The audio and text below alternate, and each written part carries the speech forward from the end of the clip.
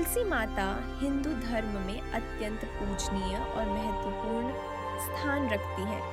उन्हें देवी लक्ष्मी का अवतार माना जाता है, जो धन, समृद्धि और सौभाग्य की देवी है।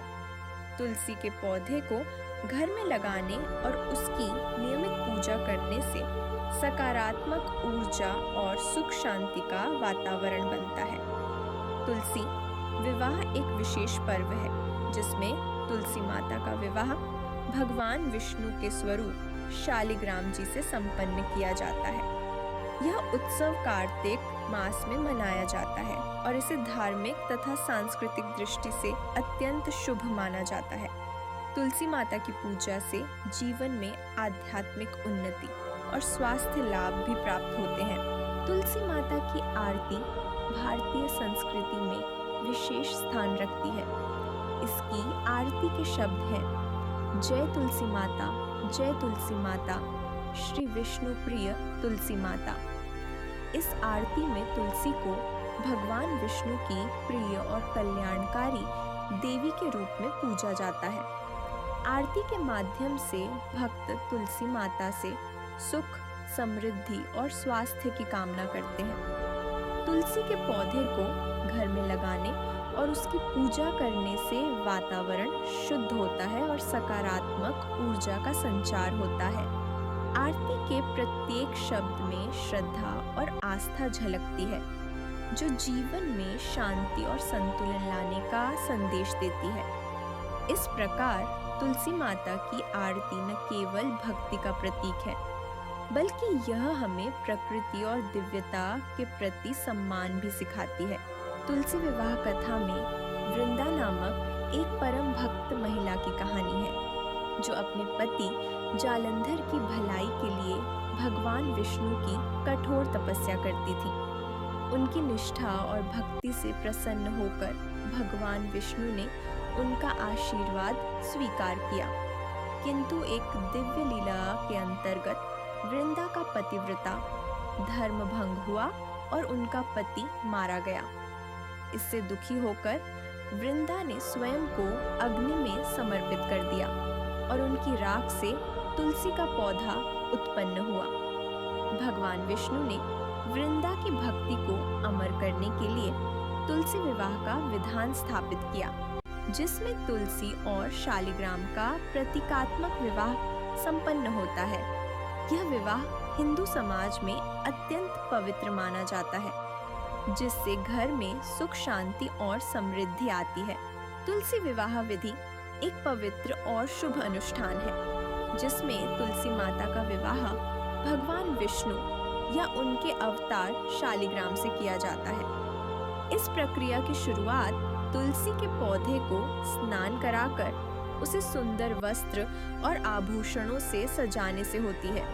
फिर शालिग्राम जी या भगवान विष्णु की मूर्ति को भी विधिवत तैयार किया जाता है। विवाह मंडप में दोनों की प्रतिमाओं को आमने सामने रखा जाता है और हल्दी, कुमकुम, फूल, धूप, दीप आदि से पूजा की जाती है। इसके बाद मंत्रोच्चार के साथ तुलसी और शालिग्राम जी का विवाह संपन्न कराया जाता है। प्रसाद के रूप में मिठाई, फल और पंचामृत अर्पित किए जाते हैं। अंत में सभी उपस्थित जन तुलसी विवाह की कथा सुनते हैं और मंगल कामना करते हैं। तुलसी विवाह 2025 का शुभ मुहूर्त जानना भक्तों के लिए अत्यंत महत्वपूर्ण है, क्योंकि यह पर्व धार्मिक दृष्टि से विशेष स्थान रखता है। इस वर्ष तुलसी विवाह का आयोजन कार्तिक मास की शुक्ल पक्ष की एकादशी तिथि को किया जाएगा, जो कि देवउठनी एकादशी के नाम से भी प्रसिद्ध है। ज्योतिषीय गणनाओं के अनुसार इस दिन विवाह का शुभ मुहूर्त प्रातः 11:30 बजे से दोपहर 1:15 बजे तक रहेगा।